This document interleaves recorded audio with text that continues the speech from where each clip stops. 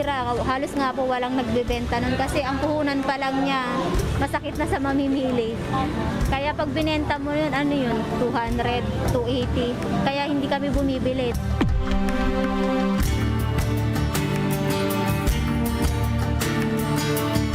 Ang dami na nagagalit na customer sa amin kasi pag nakabili kami ng half kilo, di ba, is 300 na.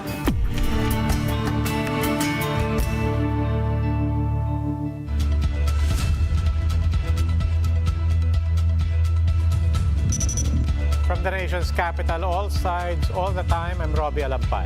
And I'm Sean Yao. The big story tonight. Prices of several spices have gone up. In some markets, red chili is now being sold for 500 pesos per kilo. The prices of other basic commodities like sugar and eggs have likewise gone up. Shaila Francisco with a big story. Some of the meals like sisig and papaitan in this eatery in Makati are now missing a key ingredient, spice. Dine-in customers have noticed that the staff rarely serves chili nowadays. The owner says this is due to the prices of red chili or siling labuyo shooting up to 500 pesos a kilo in some markets. Ang dami na nagagalit na customer sa amin kasi pag nakabili kami ng half kilo, di ba, is 300 na. So nalalagay lang namin sa papaitan at saka sa sisig na lang. Madalang na lang yung nilalagyan namin na sa bicol, ganun. Saka kung dati, sabi ko nga sa kuko, kung dating naglalagay ka ng 30 pesos, i-half na lang, mga 15 piraso na lang. Retailers say prices are usually high this time of the year due to fewer harvests. For now, they are offering bundles at 10 pesos per 7 pieces. But it's not just prices of red chili that have gone up. Onion prices have also increased by more than 100 pesos. Halos nga po walang nagbebenta nun kasi ang puhunan pa lang niya masakit na sa mamimili. Kaya pag binenta mo yun, ano yun, 200, 280. Kaya hindi kami bumibili. Nagtitiis na lang sila. The DA says they are exploring the imposition of suggested retail price in onions as well as possibly importing the vegetable. So now we are looking into kailan ba yung early harvest. Doon po ang magiging basihan dapat kung gaano karami po ang kailangan iangkat, kung kinakailangan po tayo mag-angkat. Likewise, sugar prices also continue to soar.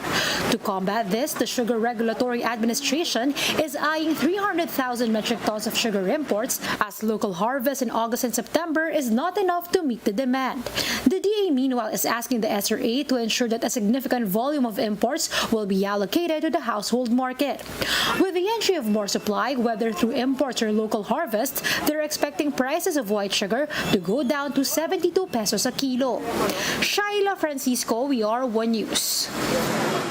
Robbie, it's not the first time na tumaas yung presyo ng sili. Naalala mo nung sometime during the pandemic, ang taas niya kasi yung isang kabarkada ko, nagbebenta siya nung dynamite rolls. He had to stop because wala nang sense. I remember very early on in one of those episodes na tumaas yung sili, somebody even had this, it was a gag on social media, but it was a real social commentary na pinambayad niya yung sili sa jeepney, remember? Oo, ganun siya kamahal. At ganun ka hilig natin sa sili. But in the meantime, of course, it is quite perplexing as well as alarming for a lot of people because we know fuel prices have been going down a little bit, so people are wondering paano nga ba natin maiibsan to. Here to talk more about the rising prices of spices and other commodities, we have with us via Zoom the president of the Samahang Industriya ng Magsasaka or SINAG, Rosendo So. Mr. So, welcome to the big story. Yeah, Ruby, and of course, good evening.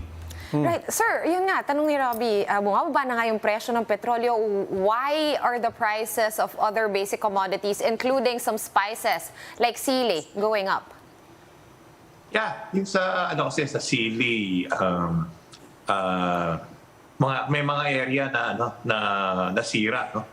Pero we think this coming end of the month, medyo bababa na. Some farmers have already planted 2 weeks ago. So we expect end of the month, medyo baba. No? Dati umabot ng 1,000. Grabe. I think 1 year ago, no? Umabot ng 1,000.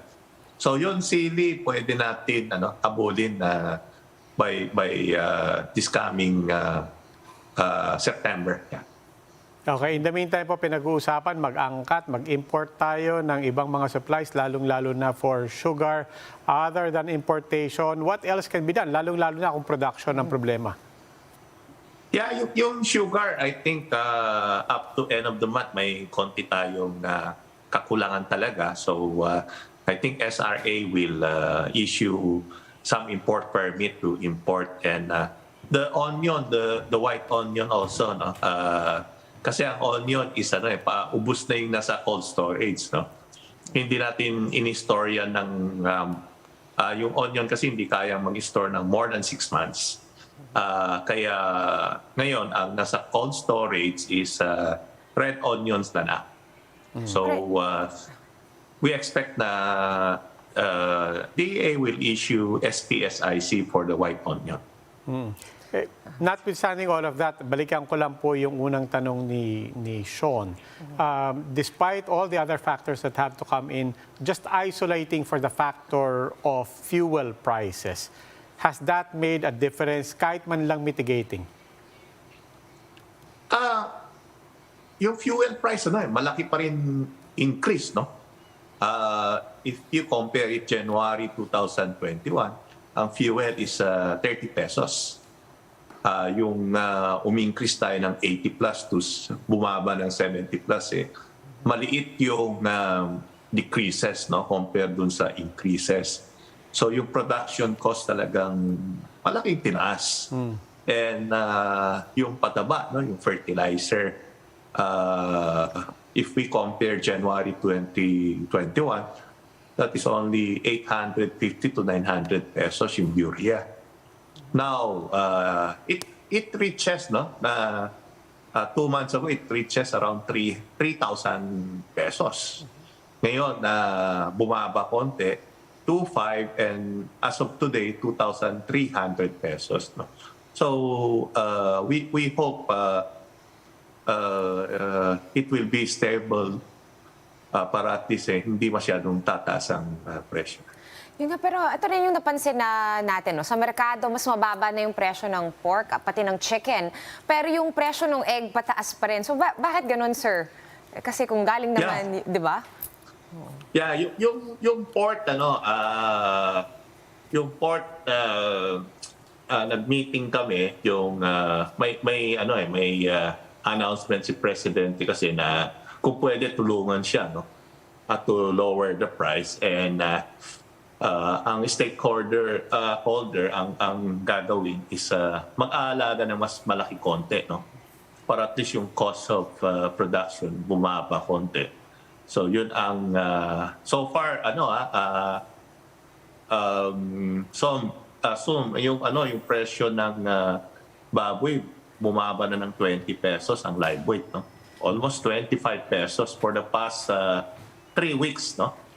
So yung inaano namin sa DA na bantayan yung retailer na dapat bumaba din sa 290 pesos ang presyo sa merkado para at least ma-transfer sa consumer. And the chicken price also went down. I think sa wet market bumaba rin, no, from 200 to 210 to ngayon nasa 185 ang presyo. So that's good for the consumer. Nabanggit nyo na lang po, final question na lang, nabanggit nyo rin po na umaasa tayo sa next and the final planting and harvest season for the year. Dito rin po umaasa ang bagong gobyerno ni President Ferdinand Marcos Jr. But what do you see as factors na fingers crossed tayo, sana naman everything cooperates? Are we anticipating any other scenarios in the weather, in the climate that might throw a spanner in our best hopes for the planting season? Yeah, Ruby, the rice miller, we have talked with the rice miller. So far, in-stable nila yung price, no? Ibig sabihin, hindi sila na-increase in spite of they buy higher price of palay. So, ang ginagawa naman ng mga miller is binabawi nila dun sa byproduct na dara. no? Kasi ang pollard and other tumataas din eh. So doon sila bumabawi, no? Pero yung sa price ng bigas, yung mga miller will stay at 33 pesos pickup. So deliver around 35, retail siguro nasa 36 to 37. Yun ang nakikita natin. Yung weather, siyempre wala tayong control diyan. But ang masasabi natin, ang bigas wala rin tayong problema. Marami tayong stocks and hindi naman natin hinihinto yung pag-angkat from other countries. Wala naman hinto, no? So wala tayong problema sa bigas, sa karne ng baboy, wala rin. Ang pinoproblema lang natin yung itlog tumaas dahil pumunta lang doon sa break-even price ngayon, no, ng mga producers. Nalugi kasi last time ang producers, yung presyo ngayon is break-even price pa lang. Alright, maraming salamat sa oras. SINAG President Rosendo So, thank you, sir.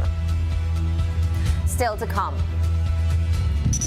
The Commission on Higher Education is pushing for an advanced ROTC program at the college level, but several groups and students are thumbing it down. We'll talk about that and more when the big story returns. Keep it here on One News.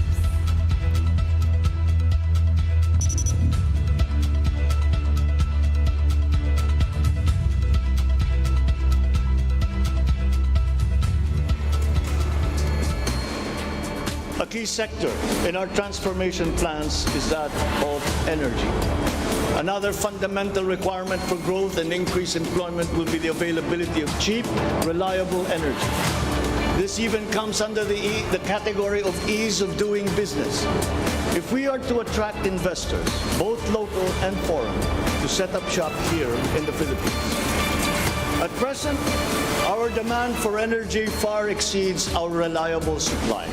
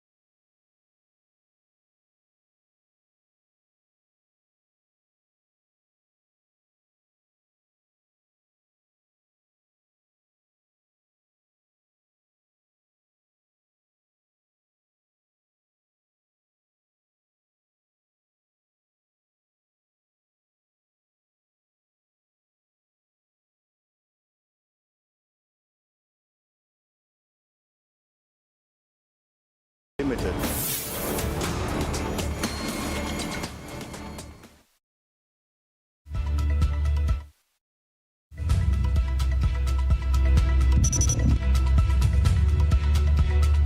You're watching the big story here on One News.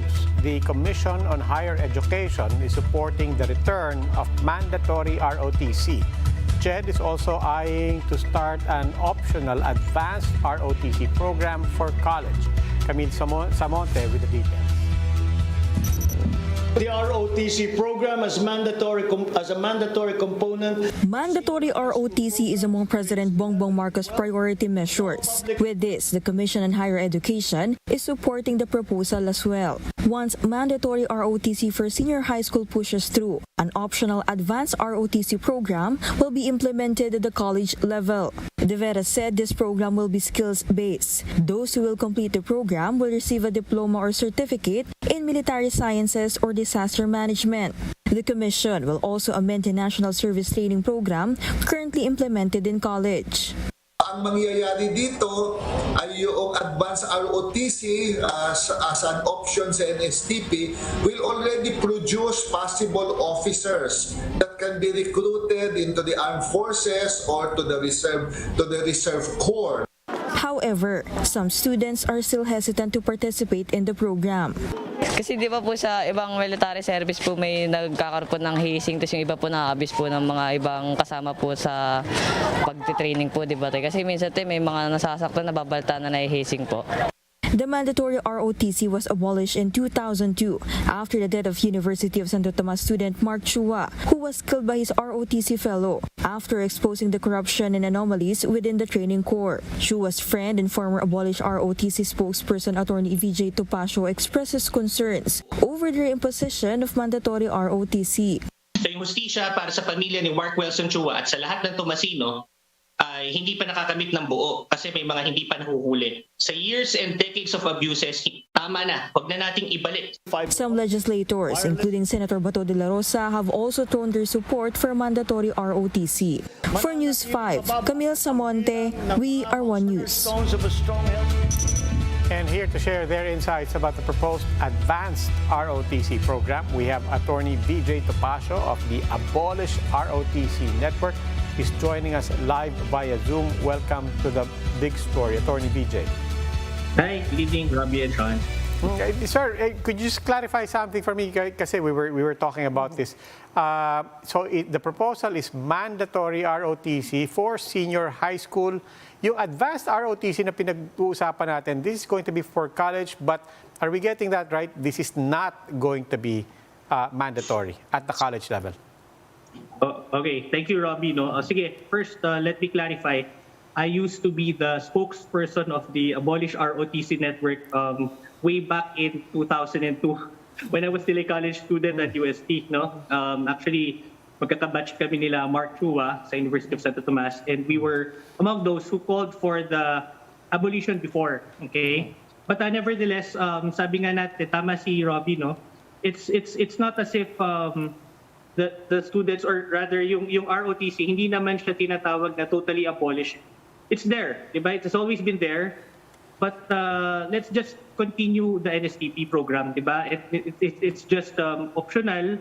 Yung gusto magbilad sa araw, yung gusto mag-military training at sinisigaw-sigawan, okay yun. So yung ngayon daw, apparently, ang sabi is they're going to make it mandatory sa high school, tapos maintain pa din daw sa college. This is according to the CHED.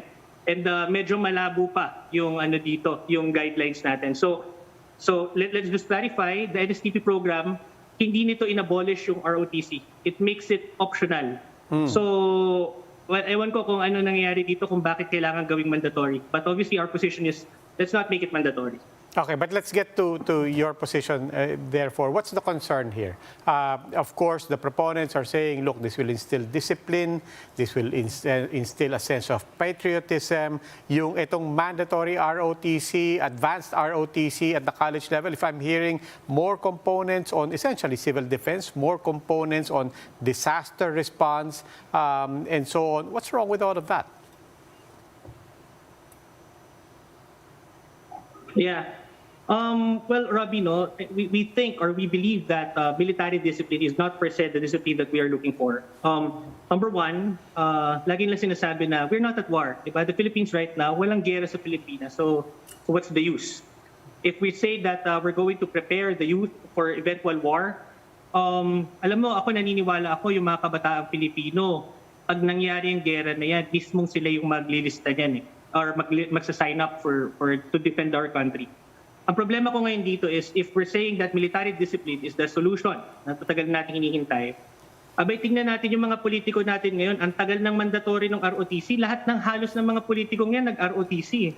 Pero tingnan natin anong klaseng disiplina ba meron yung mga yan. Diba?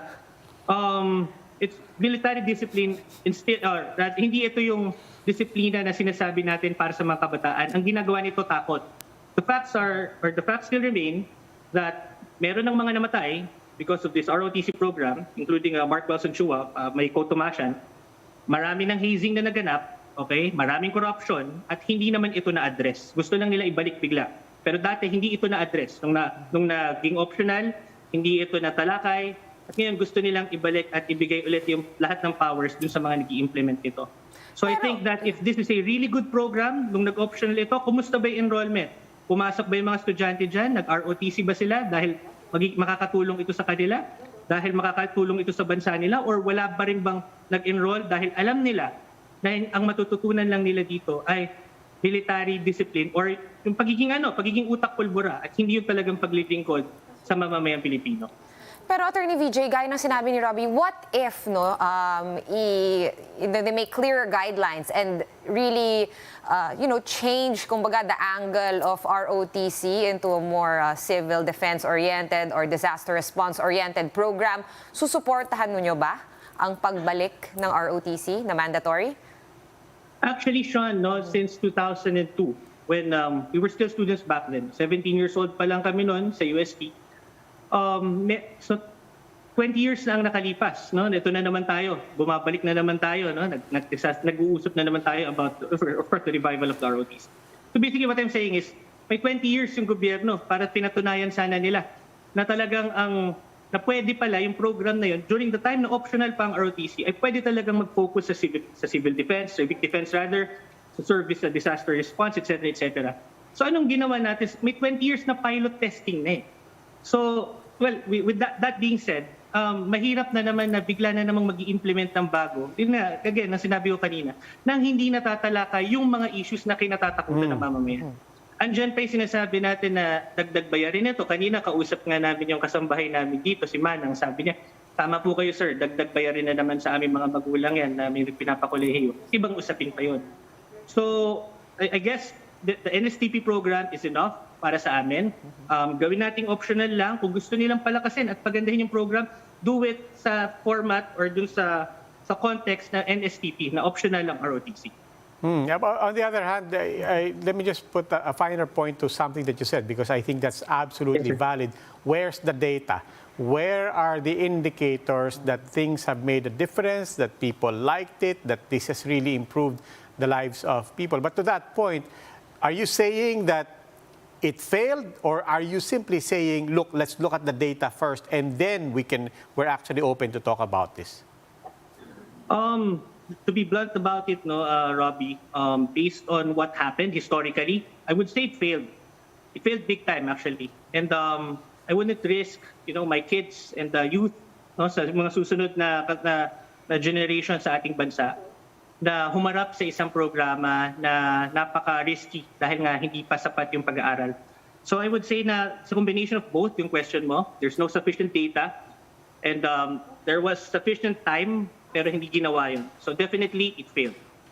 Okay, maraming salamat po, Attorney VJ Topacio. Thank you. And please do join us in the conversation. Our big question tonight, are you in favor of the proposed advanced ROTC? For that matter, the mandatory ROTC sa high school. Malaking usapin din yun. Share your thoughts on our Facebook and YouTube live stream or post a tweet with the hashtag #TheBigStory. We will show some of your comments later on in the program.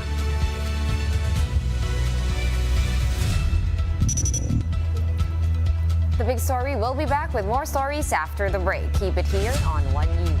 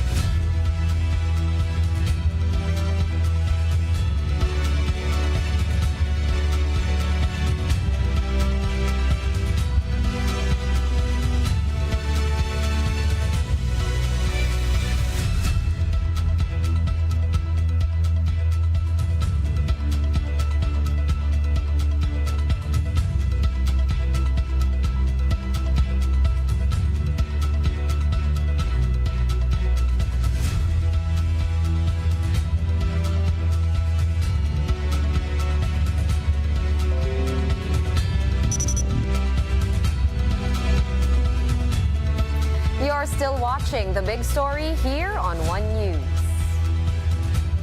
Several government officials paid their last respects to former President Fidel V. Ramos. President Ferdinand Marcos Jr. also attended the wake earlier today and honored the legacy of FVR.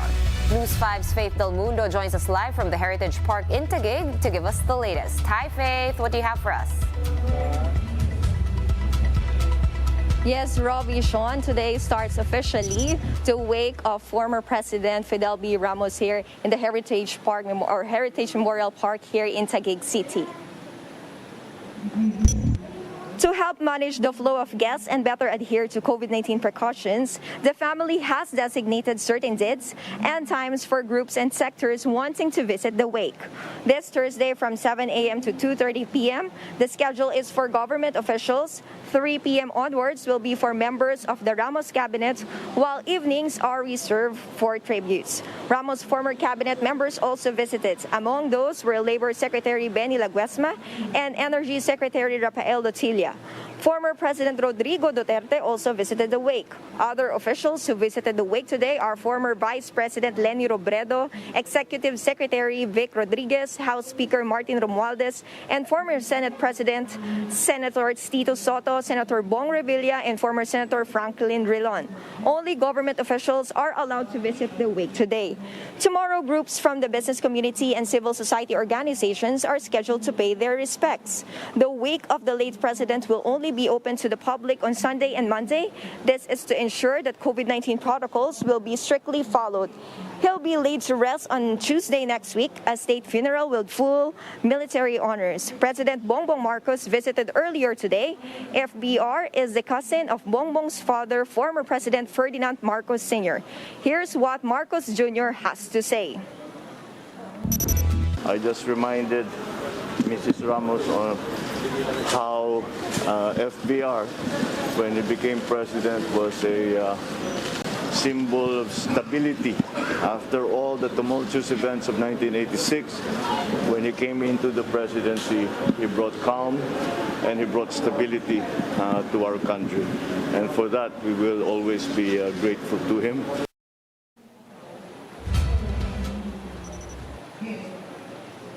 Yes, Robbie, Sean, those who will visit here in the wake are encouraged to wear white and to follow the COVID-19 safety protocols. Robbie, Sean? Thank you so much for that update. Faith Del Mundo reporting to us live from the Heritage Park in Taguig. So tomorrow, civil society groups, it's very orderly. Then Sunday and Monday, open to the public and Ernment on Tuesday. And it's in a way, it's unfortunate. I know people understand, but it's unfortunate for a lot of people because you could imagine in better times with no COVID, no quarantine, a lot of people would sincerely want to go there and pay their respects.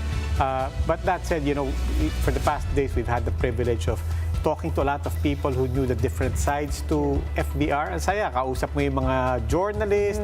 And then the other day, we were talking to Mayor Puentevilla. He was reminding us na, uy, tandaan nyo, sportsman din yan. Di ba? Pagkatapos, golfer with Ming Ramos also, herself a champion. Their daughter, a champion of Philippine sports.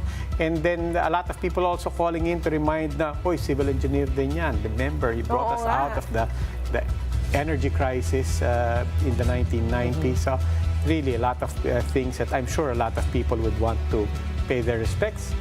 Unfortunately let's all understand what the protocols are and the information is out there so you will know kung saan kayo pwedeng makisabay.